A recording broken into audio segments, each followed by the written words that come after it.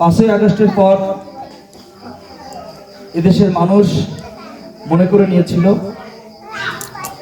আওয়ামী ফ্যাসিস্টের পতন হয়েছে, ফ্যাসিবাদের বিদায় হয়েছে, বাংলাদেশ নতুন করে স্বাধীন হয়েছে, আমরা সুন্দর একটি বাংলাদেশ পেয়েছি, যেই বাংলাদেশে কোনো চাঁদাবাজি হবে না, যেই বাংলাদেশে কোনো দুর্নীতি হবে না, একজন মানুষ আরেকজন মানুষের কাছে লাঞ্ছিত হবে না, অপমানিত হবে না, আমার কোনো মা বোন কারো কাছে লাঞ্ছিত হবে না। এইরকম একটি বাংলাদেশ আমরা প্রত্যাশা করেছিলাম, কিন্তু সত্যিকার অর্থেই আমাদের প্রত্যাশা কিন্তু পূরণ হয়নি। 2000 ছাত্র জনতা জীবন দিয়েছে,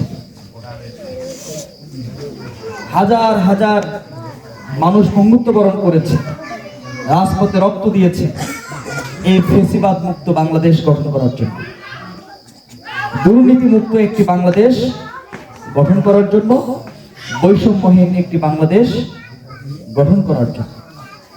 কিন্তু আমরা দেখলাম আন্দোলন আমাদের সফল হয়েছে, ফ্যাসিবাদের বিদায় হয়েছে, ফ্যাসিবাদের পতন হয়েছে, কিন্তু আমরা দেখলাম নতুন করে আরেকটি দল আওয়ামী লীগের দায়িত্ব নিয়েছে।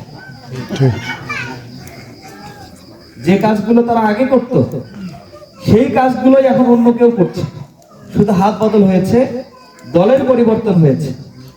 আগে যারা চাঁদা উঠাতো তারা নেই, চাঁদা দোকানদারদেরকে ঠিকই দিতে হচ্ছে, বরং 100 টাকার জায়গায় 200 টাকা দিতে হচ্ছে, শুধুমাত্র লোকগুলোর পরিবর্তন হয়েছে।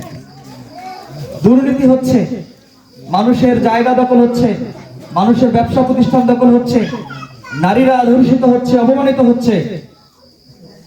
তাহলে যে কাজগুলো থেকে মুক্ত থাকার জন্য আমাদের ভাইরা জীবন দিল, রক্ত দিল, সেইগুলো কিন্তু মোটেও বন্ধ হয়।